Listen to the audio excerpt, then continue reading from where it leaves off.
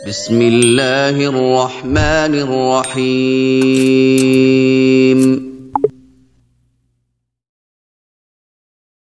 Bismillahirrahmanirrahim. Assalamualaikum warahmatullahi wabarakatuh.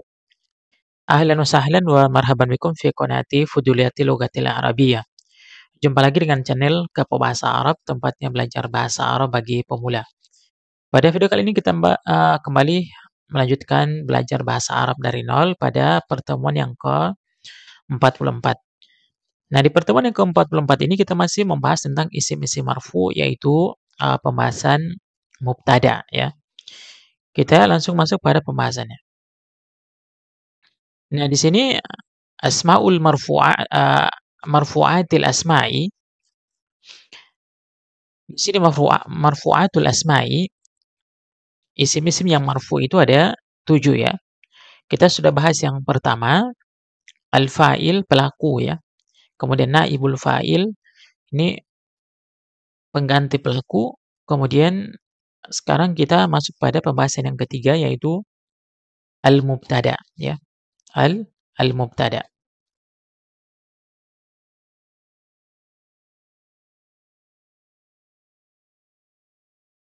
Al-mubtada'u wal khobaru. Jadi kalau kita bahas al-mubtada, maka pasti ada khobar ya. Nanti kita akan buat video khusus juga untuk pembahasan khobar ini ya. Nah, di sini perhatikan, apa itu mubtada dan khabar? Ammal mubtada'u huwa, jadi mubtada adalah huwa ismun mukhbarun anhu. Jadi mubtada adalah isim yang dibicarakan tentangnya ya. Jadi dia mubtada ini adalah di awal kalimat ya, yang kita bicarakan tentangnya. Wal khobaru mukhbarun bihi. Sementara khobar itu adalah yang memberikan informasi tentang yang kita bicarakan tadi ya. Jadi mubtada dan khobar ini adalah jumlah ismiyah ya, kalimat atau kalimat yang dimulai dengan isim ya. Nah, kita berikan contoh ya agar mudah kita pahami.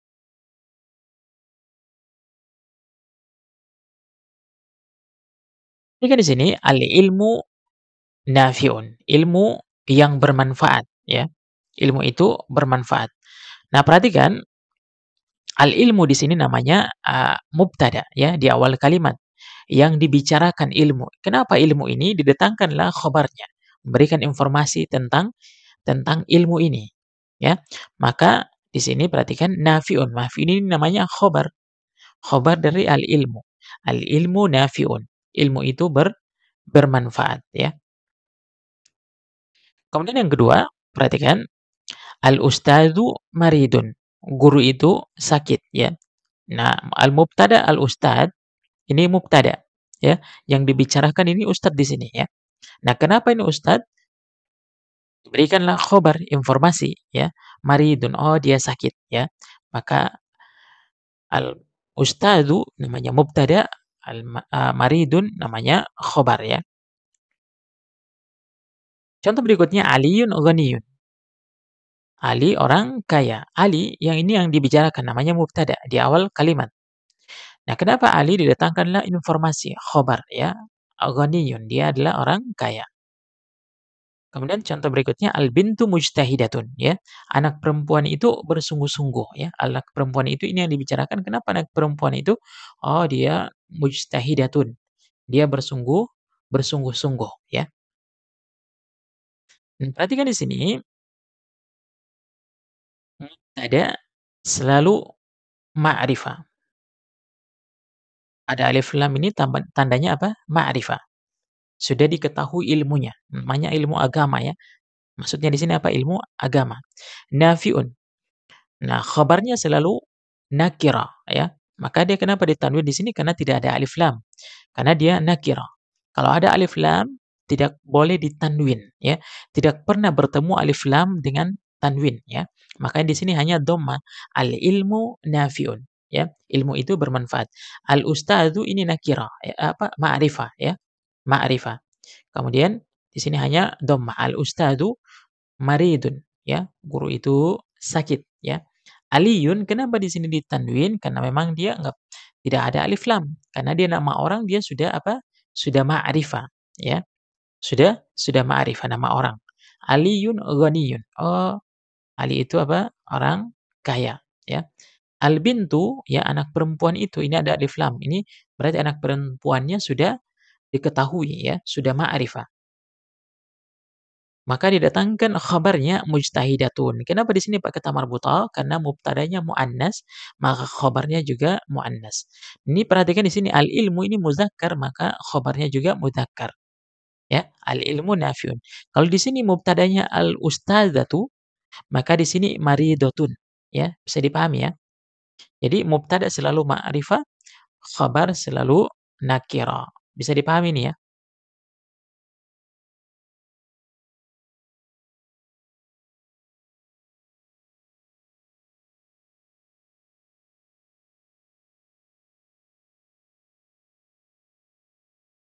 Maksudnya mubtada ada dua ya. Al-mubtada ada yang zahir, yang kedua apa? Domir ya. Yang zahir itu nampak ya. Mubtadanya tidak digantikan dengan yang lain ya. Sementara domir itu menggunakan kata ganti ya, bukan langsung disebut isimnya, bukan langsung disebut nama orangnya. Akan tetapi dia menggunakan kata ganti. Kita berikan contoh agar mudah kita pahami. Perhatikan, Allahu sami'un. Allah Maha mendengar ya. Al-bintu mujtahidatun ya. Nah, perhatikan ini mubtada dinamakan zahir karena kita sebutkan tidak diwakilkan dengan yang lain. Namanya zahir ya. Nampak. Al-bintu ini namanya zahir, kelihatan. Ya, kita baca tidak diganti dengan yang lain ya. Ini namanya mubtadanya zahir. Jelas ya. Allahu sami'un. Allah Maha mendengar, al-bintu mujtahidatun. Anak perempuan itu bersungguh-sungguh ya. Kemudian yang kedua adalah domir ya. Contoh di sini perhatikan, huwa ghaniyun, dia ya. Tidak disebutkan misalkan Ahmad ghaniyun, tapi dia menggunakan kata ganti. Huwa ghaniyun ya. Dia orang kaya ya. Ana tilmizun, saya seorang siswa ya. Ana ini kata ganti namanya domir ya. Bisa dipahami nih ya. Jadi mubtada bisa isim zahir, bisa juga isim domir. Bisa dipahami di sini ya.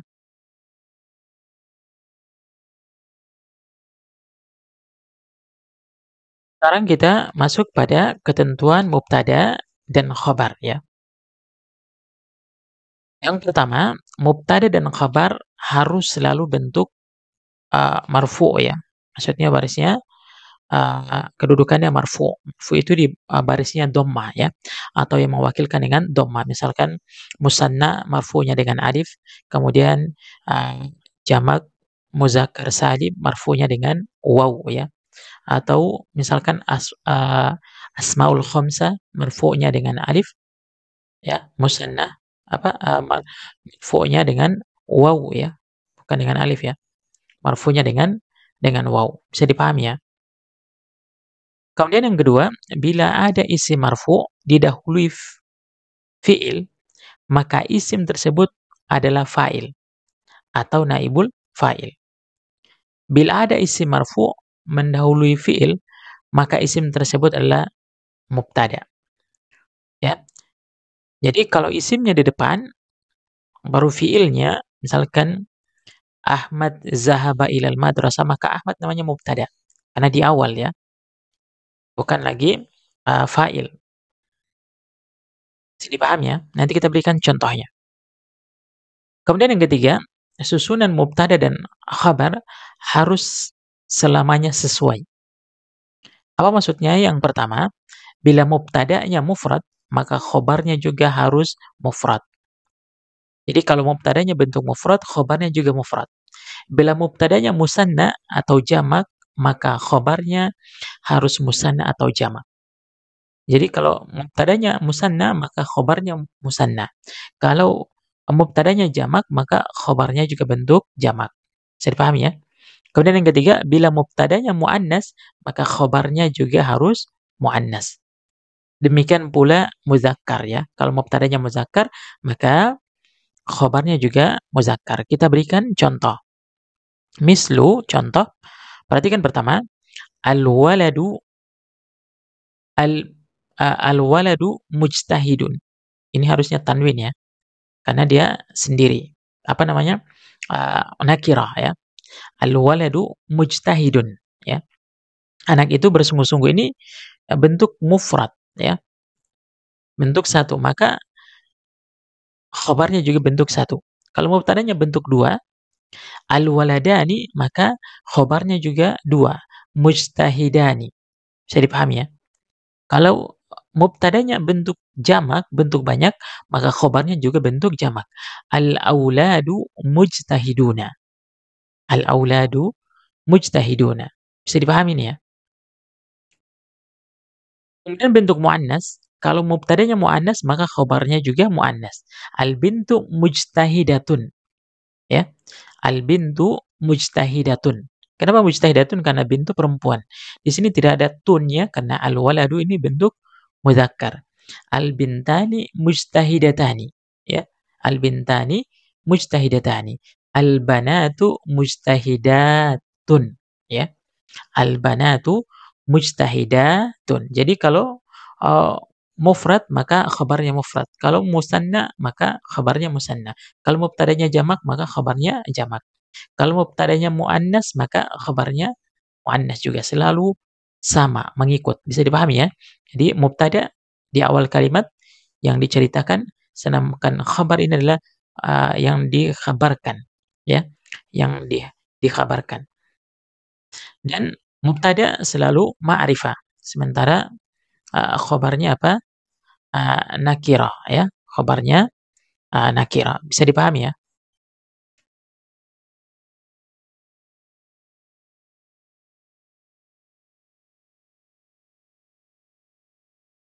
Kemudian catatan, perhatikan di sini catatan.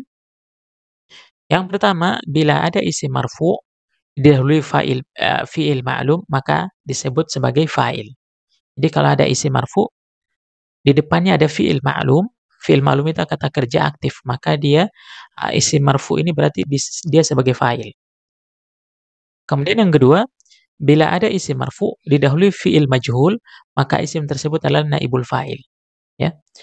Kemudian yang ketiga, bila ada isim marfu sedangkan sebelumnya tidak ada fi'il ma'lum atau tidak ada fi'il majhul, maka isim tersebut disebut mubtada, ya. Kita berikan contoh. Mislu, contoh, akala Muhammadun. Nah, akala ini namanya nomor satu ini fi'il ma'lum, kata kerja aktif. Maka isim marfu di depannya ini namanya fa'il. Jadi paham ya? Setelah fi'il ma'lum di depannya apa? Isim marfu di depannya namanya fa'il. Kalau setelah fi'il majhul ini yu'maru. Asal katanya adalah ya'muru. Ya. Amara ya'muru. Kalau yu'maru ini namanya majhul. Huruf pertamanya di dhamma, satu huruf sebelum terakhir di fathah, fi'il mudhari. Ya, itu kaidah fi'il mudhari dijadikan sebagai majhul. Maka isim di depannya ini, isim marfu di depannya ini, al-auladu namanya naibul fa'il ya. Bila ada isim marfu didahului fi'il majhul, maka isim tersebut adalah naibul fa'il. Nah, sementara yang ketiga, bila ada isim marfu sedangkan sebelumnya tidak ada fi'il ma'lum, tidak ada fi'il majhul, maka isim ini disebut mubtada ya. Aliyun ghaniyun. Tidak ada fi'il ya, ma'lum atau majhul sebelumnya, maka aliyun dinamakan mubtada. Sementara ghaniyun namanya khabar ya. Bisa dipahami ya? Sekarang soal latihan terjemahkan dalam bahasa Arab menggunakan kaidah jumlah ismiyah ya, karena ini adalah kaidah mubtada khabar ya. Pertama, saya lulus ya. Silakan dituliskan di kolom komentar ya, pakai bahasa Arab ya. Mereka berdua laki-laki ya, lulus. Mereka berdua perempuan lulus. Mereka laki-laki lulus ya. Maksudnya ini semua ya. Semuanya lulus laki-laki. Kemudian mereka perempuan lulus, bentuk jamak ya. Demikian ya video yang kita bagikan kali ini. Mudah-mudahan dapat memberikan manfaat bagi teman-teman. Yang belum paham, silakan dituliskan di kolom komentar. Demikian, Assalamualaikum warahmatullahi wabarakatuh.